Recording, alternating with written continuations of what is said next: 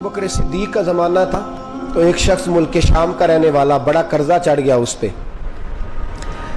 तो वो हज़रत अबू बकर सिद्दीक के पास आया, कहने लगा आप अमीर भी हैं और अमीर भी हैं, दोनों बातें। एक अमीर ये है कि मुसलमानों के सरबराह हैं, और दूसरा अल्लाह ने आपको माल दौलत भी अता फरमाया है, तो मेरे ऊपर कर्जा चढ़ गया तो मेहरबानी फरमाए। वो कहता है हज़रत सिद्दीक अकबर ने मेरा हाथ पकड़ा, घर के अंदर ले गए। बाहर से दरवाजा बड़ा आला था, लेकिन घर के अंदर गया तो चारपाई भी कोई नहीं थी, खजूर की चटाइयां बिछी हुई थी, खजूर की छाल की, और वो भी फटी हुई। फरमाते सैयदना सिद्दीक अकबर ने बिठा लिया मुझे, और मुझे कहने लगे यार तुझे एक अजीब बात ना बताऊं? तो बताइए। फरमाने लगे 3 दिन हो गए मैंने अनाज का दाना भी नहीं खाया, खजूर के ऊपर गुजारा कर लेता हूं मैं, आजकल हालात मेरे ठीक नहीं है। लगा जी फिर मैं क्या करूं? तो आप फरमाने लगे तो उस्मान गनी के पास जा। किसके पास? शख्स कहने लगा जी मुझे तो बहुत सारे पैसे चाहिए। तो आपने फरमाया तेरी सोच वहां खत्म होती है जहां से उस्मान की सखावत शुरू होती है। तेरी सोच वहां तू जो सोचता है ना इतने मिलेंगे, तेरी खत्म होती है सोच जहां से उस्मान की सखावत शुरू होती है। तू जा। कहने लगा जी आपका नाम लूं? फरमाया जरूरत ही नहीं पड़ेगी। कहा जी मैं जिक्र करूंगा कि मुझे अमीरुल मोमिनीन ने भेजा है। फरमाया जरूरत है, सिर्फ इतना तू जाके बताना कि मैं मकरूज हूं और रसूलुल्लाह का नौकर हूं सल्लल्लाहु अलैहि, इतना बताना कि मुसलमान हूं, मुस्तफा का गुलाम, बस, और किसी इजाफे की जरूरत। कहा जी वो दलील मांगेंगे। फरमाया उस्मान खैरात करते तफ्तीशें नहीं करता, उस्मान अल्लाह की राह में देते हुए तफ्तीशें 10 रुपए देना और एक 100 बात सुनाना फकीर को, तुक तो नहीं ना? 10 रुपए और 100 किस्म के ताने ना दे तुम मियां, चशम पोशी कर जा। तुझे किसने इजाजत दी है टटोलने की, फोलने की और क्रोधने की? ये हाल अगर तेरे साथ किया जाए, रब अगर तुझे टटोल के दे तो तेरा क्या बने? रब करीम अगर तुझे टटोल के दे के पहले बता नमाजें कितनी पड़ी है, सवेरे उठता है कि नहीं, तो तेरा क्या हाल होगा? तू टटोलता फिरता है 10 रुपए देने के लिए। हजरत उस्मान गनी की आदत नहीं। वो शख्स कहता है मैं चला गया, पूछता पुछाता दरवाजे पे पहुंचा, दरवाजे पे दस्तक दी तो हजरत उस्मान गनी के अंदर से बोलने की आवाज है, अपने बच्चों को डांट रहे हैं। कहते हो यार तुम लोग शहद के अंदर, दूध के अंदर शहद मिला के पीते हो, खर्चा थोड़ा कम करो, इतना खर्चा तुमने बढ़ा दिया है। तुम दूध के अंदर दूध भी मीठा, शहद भी मीठा, एक चीज खा लो को बीमार हो, 2-2 चीजें इस्तेमाल करते हो। कहते हैं मैंने कहा अबू बकर तो बड़ी बातें बता रहे थे, और इस किस्म के कई वाकयात उस्मान गनी के साथ हुए। वो तो बड़ी बातें बता रहे थे और ये आदमी दूध शहद से लड़ाई कर रहा है, और मुझे कई 1000 दिरहम चाहिए, दिनार चाहिए, मुझे दे देगा? फरमाते अब वो डांट के बाहर आए, मैं दरवाजे पे था, आते ही कहने लगे मैं आया ना तो जब मैंने अस्सलामु अलैकुम कहा तो वो समझ गए मैं मुसलमान हूं। कहते वालेकुम कहा तो पहला जुमला उन्होंने जो बोला वो उनके बड़ेपन का मुजाहरा था। कहने लगे बच्चों को एक बात समझानी थी, आने में मुझे 1.5-2 मिनट लग गए, तू दरवाजे पे खड़ा रहा, मुझे माफ कर देना। बड़े लोगों की बड़ी बातें, बड़े लोगों की बड़ी बातें, जितना बड़ा कद है उतना बड़ा इखलाक है। कहने लगे तुझे एक बात बच्चों से करने लग गया था, तुझे इंतजार करना पड़ा, जरा दरगुजर करना। कहते हैं फिर उन्होंने दरवाजा खोला, जो उस वक्त उनका माहौल था हवेली का, ड्राइंग रूम का, जो भी, मुझे बिठाया।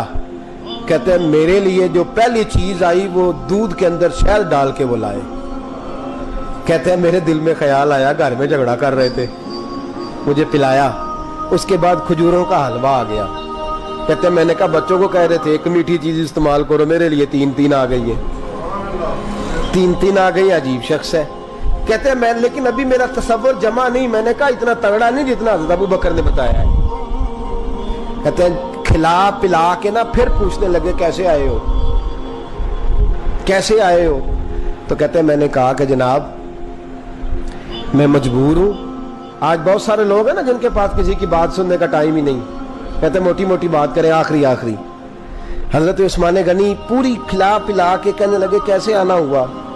कहते मैंने कहा जी मैं मुसलमान हूँ, मुल्क के शाम के मुज़ाफ़ात के एक गांव का रहने वाला हूँ, कुछ कारोबारी मुश्किलात आई तो मैं मकरूज हो गया, मेरे ऊपर कर्जा है, मुझे कुछ पैसों की हाजत है।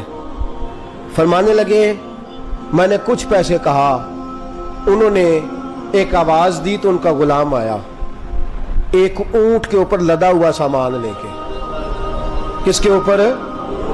ऊंट के ऊपर। कहता है मुझे 3000 अशरफियों की जरूरत थी, मैंने बताया नहीं 3000 चाहिए। ऊंट आया तो हज़रत उस्मान गनी कहने लगे, उस ऊंट पर तेरे लिए, तेरे घर वालों के लिए मैंने कपड़े भी रखवा दिए, खाना भी रखवा दिया और 6000 अशरफियां भी रखवा दिए। तू पैदल आया है तो अब ऊंट लेके जा। कहते मैंने कहा हुजूर ऊंट वापस कौन करने आएगा? कहने लगे वापस करने के लिए दिया ही नहीं तो तोहफा है, तू ले जा। कहते मैं कहां से चला था ढूंढता और मदीने में आया, और जब मदीने में आया तो फिर अल्लाह ने झोली भर के अता फरमाया। कहते मेरी आंखों में आंसू आ गए और मैंने कहा हुजूर आपने तो मेरी जरूरत से कहीं बढ़ के नवाज दिया है, मुझे माफ कीजिएगा। मैं सोच रहा था कि दूध शायद पे घर में लड़ाई हो रही है। आप फरमाने लगे रब ने जो मुझे पैसे दिए हैं इसलिए नहीं दिए कि मेरी औलादे मौज मस्ती करती फिरे, मेरे मालिक ने मुझे नवाजा है ताकि मैं मोहम्मद अरबी की उम्मत की नौकरी करूं सल्लल्लाहु अलैहि। ये सखावत का हाल। फरमाते मैंने नहीं बताया कि मुझे सैयदना सिद्दीक अकबर ने भेजा है। फरमाते मैं दरवाजे तक गया तो मैंने कहा शुक्रिया, जज़ाक अल्लाह, आपकी मेहरबानी। तो मुस्कुरा के फरमाने लगे मेरा शुक्रिया अदा ना कर, अबू बकर सिद्दीक का कर। मेरा ना शुक्रिया अदा कर, शुक्रिया अबू बकर सिद्दीक का जिसने तुझे ये रास्ता दिखाया है। फरमाते मैंने कहा हुजूर आप फरमाया जाओ जाओ जाओ, तुम्हारा काम हो गया ना, तफसीलात में ना जाओ। ये शान सखावत सैयदना उस्मान गनी रज़ी अल्लाह ताला अन्हु की।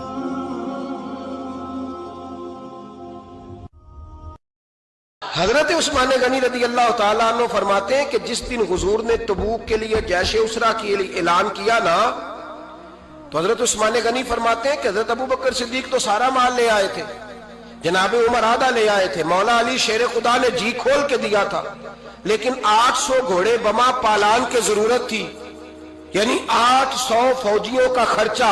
अपने लफ्जों में बात कर रहा हूं। फौजी का खर्चा क्या होता था कि फौजी का घोड़ा भी चाहिए, घोड़े के साथ कजावा भी चाहिए, तलवार भी चाहिए, नेजा भी चाहिए, तीर भी चाहिए, लोहे की जैकेट भी चाहिए। हजरत उस्मान गनी कहते हैं नबी पाक ने ऐलान करना शुरू किया।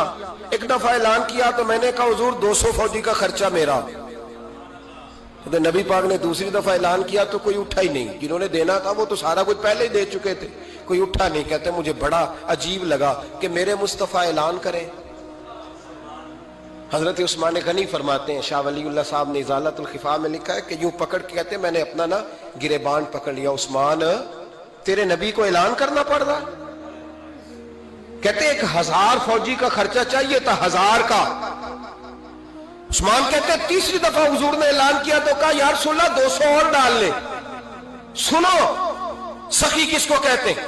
हजरत उस्मान गनी रज़ी अल्लाह ताला अन्हु फरमाते हैं मेरे पास कुल खर्चा मेरे पास 800 फौजियों का था, मैं सारा कुछ भी घर से ले आऊं तो 1000 में फिर भी पूरा नहीं कर सकता था।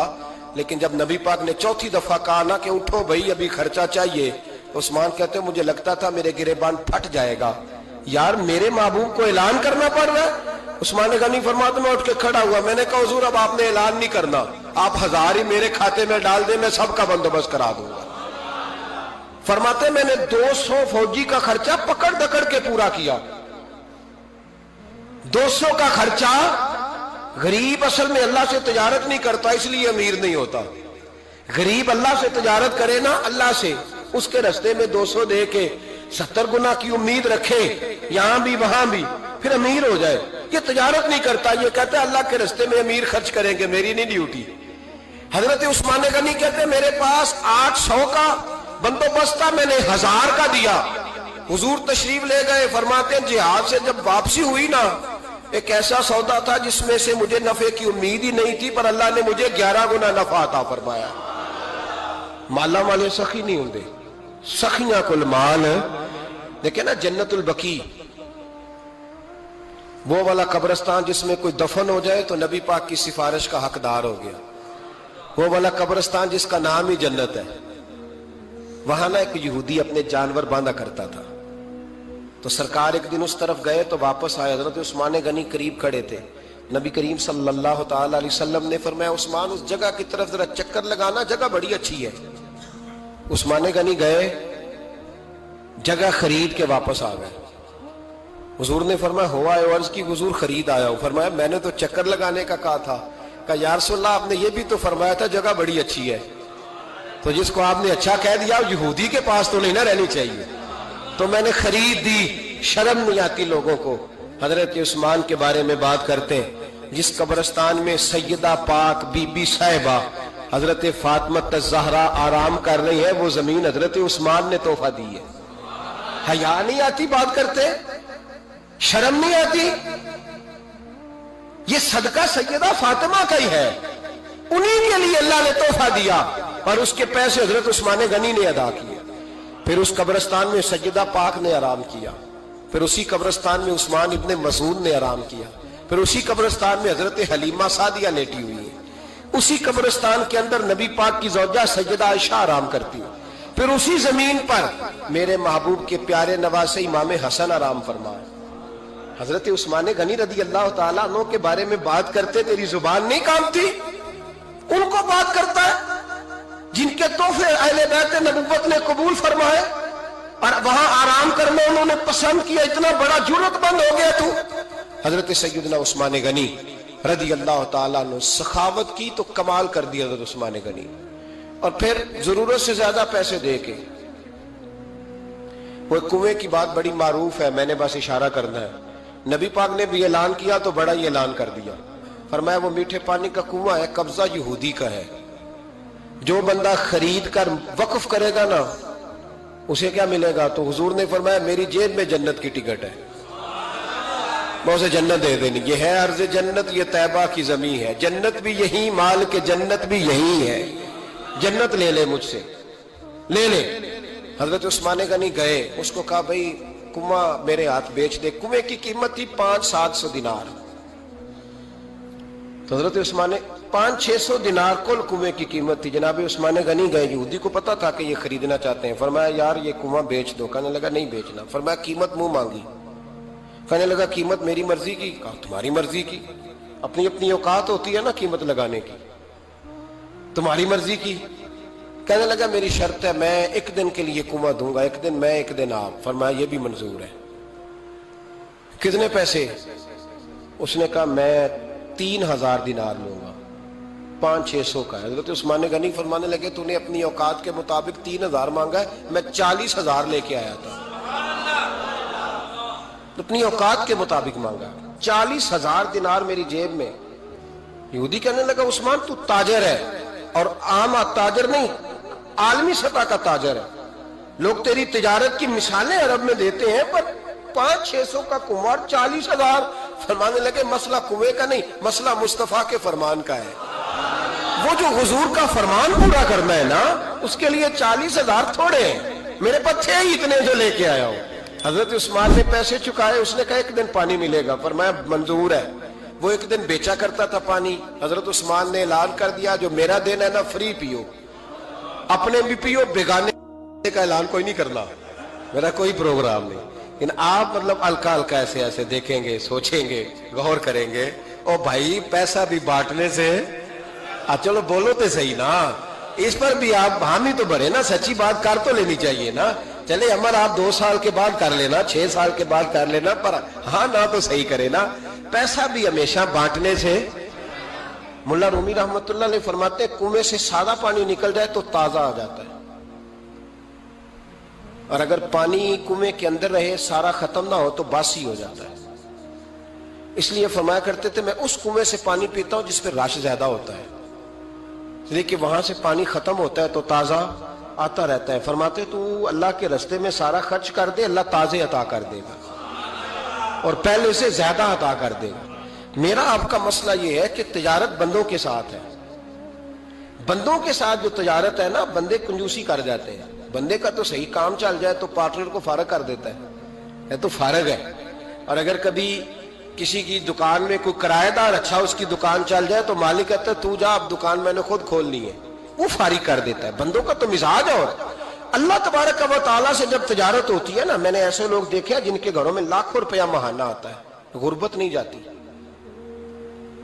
ان کو سوچنا چاہیے کہ کثرت والا پیسہ آیا ہے پر برکت والا نہیں آیا. حضرت عثمان غنی رضی اللہ تعالیٰ عنہ فرماتے ہیں کہ میں نے پہلے بھی میں بڑا تاجر تھا، لیکن جب سے مصطفیٰ کے نام پر خرچ کرنا شروع کیا، پھر کہاں کہاں سے آیا کب. اور بڑی سیانی بات فرماتے ہیں. آپ فرماتے ہیں میں کلمہ پڑھنے سے پہلے تجارت کو وقت زیادہ دیتا تھا، اور مسلمان ہونے کے بعد میں نے تجارت کو ٹائم تھوڑا دیا، پر اللہ نے روزی مجھے زیادہ عطا فرمائی. اس لیے برکت پر ہماری توجہ نہیں رہی، غیبی خزانوں پر خیال ہم نے چھوڑ دیا ہے. غیبی خزانوں سے جو چیز ملتی ہے وہ زیادہ ملتی ہے، جو مادی ذرائع سے ملتی ہے وہ چیز کم ہوتی ہے. حضرت عثمان غنی پر الزام لگا جب آپ کا دور حکومت تھا. یہ یاد رکھیں کہ سب سے زیادہ الزامات حضرت عثمان غنی پہ لگائے گئے. جن بندوں کے قد کاٹ زیادہ ہوتے ہیں ان کے خلاف پراپوگنڈے بھی لمبے چوڑے ہی ہوتے ہیں. بڑی بڑی بات یاد رکھنا. کہا گیا کہ حضرت عثمان لوگوں کو نوازتے بڑا ہے، بڑا دیتے ہیں حضرت عثمان غنی. تو حضرت عثمان غنی فرمایا کرتے تھے حکمران تو میں آج بنا ہوں تو میں تو پہلے بھی بڑا دیتا تھا، وہ کس خزانے سے دیتا تھا؟ آپ جواب دیا کرتے. دیکھیں ذرا، لاکھوں لوگ حج کرنے آتے تھے، پر حضرت عثمان غنی حج کرنے جاتے تو اعلان کر دیتے کہ کوئی حاجی حج کے موقع پر آ کے کھانا نہ پکائے، سب کو کھانا عثمان غنی اپنی جیب سے دیا کرے. مینا میں لنگر کھانا ہوتا تھا حضرت عثمان غنی کا، مینا میں. فرماتے تھے کھاؤ حاجیوں جتنا کھا سکتے.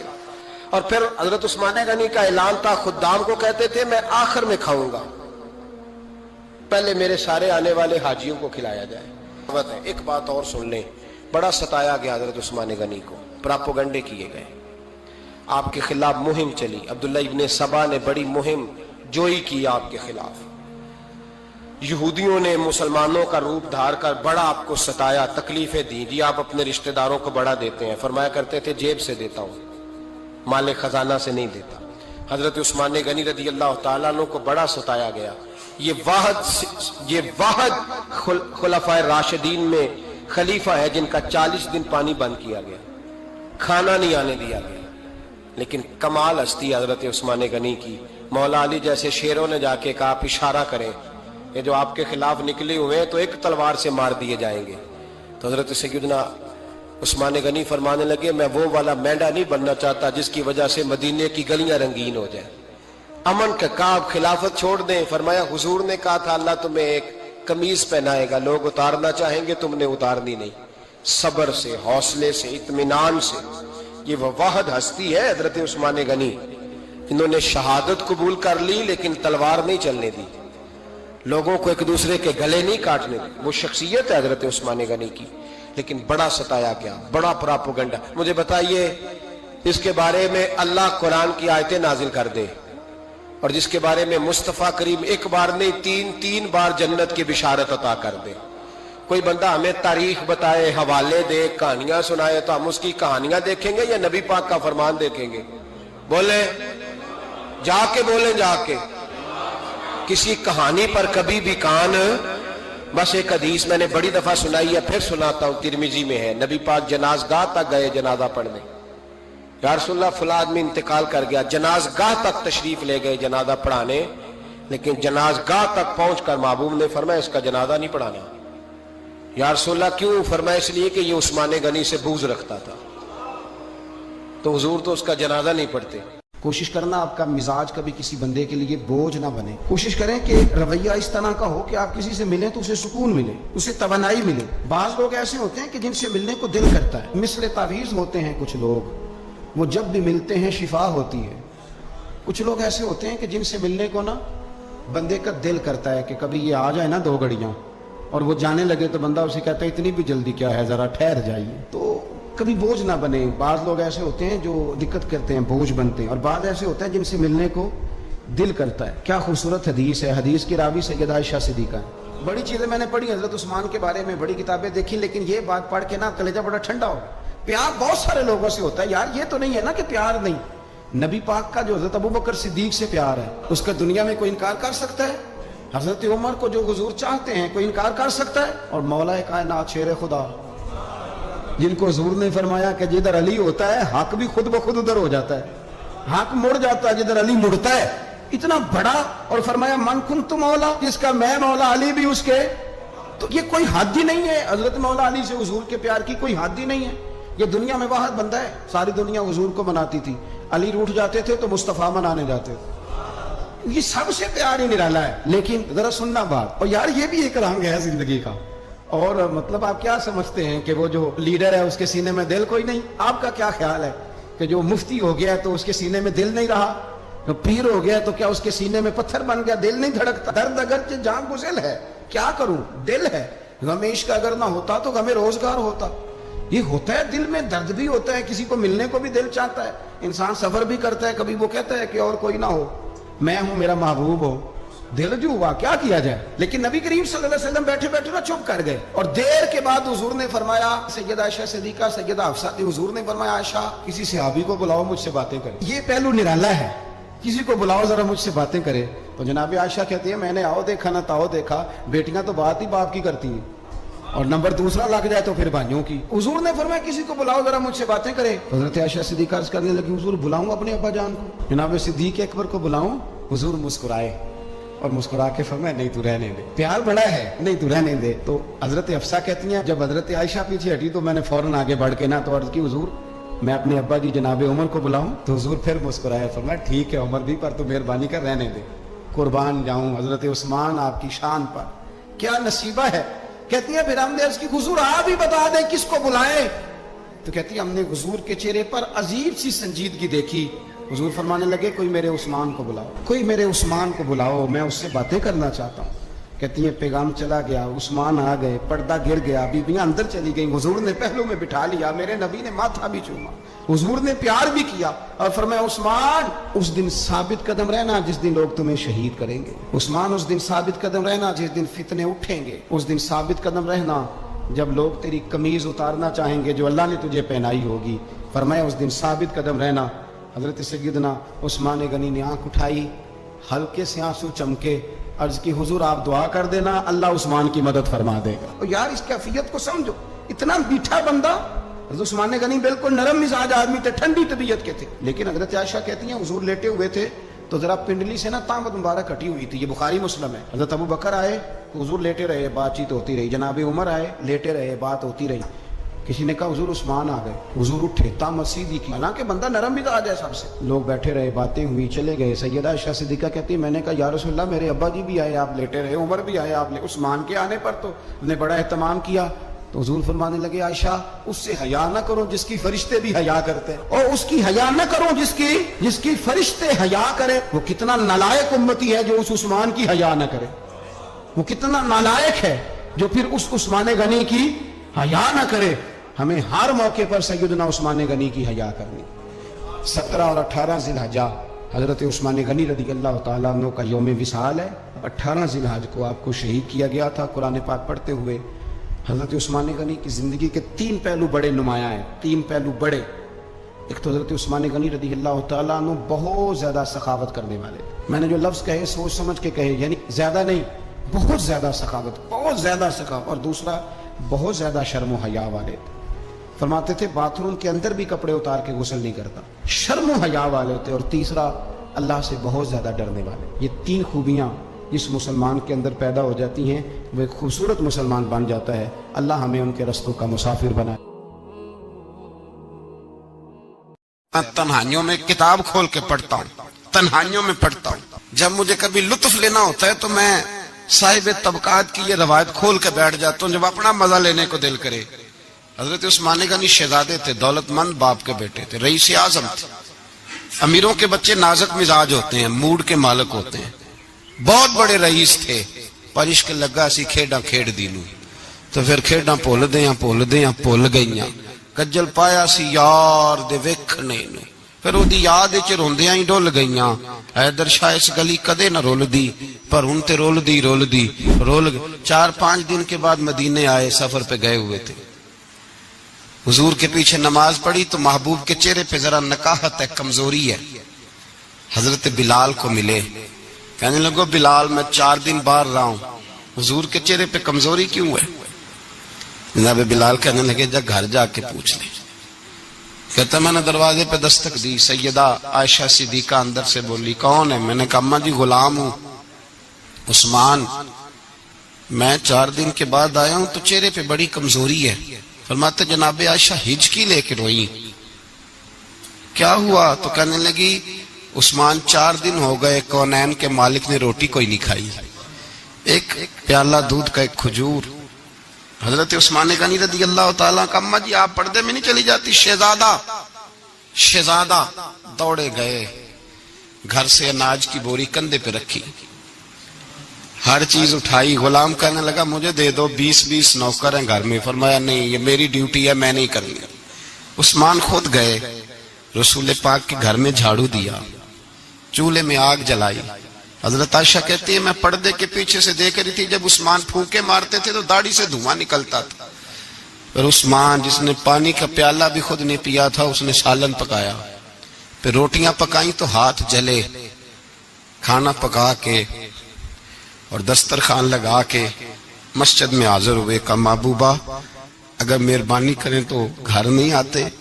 حضور تشریف لائے اور جب پہلا لقمہ تن تندور ہڈاں دا بالن تے اسی ہاواں نال تپایا، کپ کپ مکیاں پیڑے کیتے، اتو عشق پلیتھن لایا، تن دی ہانڈی من دا سالن، اتو لون صبر دا پایا. غلام فریدہ میں ساری تیری، تینوں وجہ یقین نہیں آیا.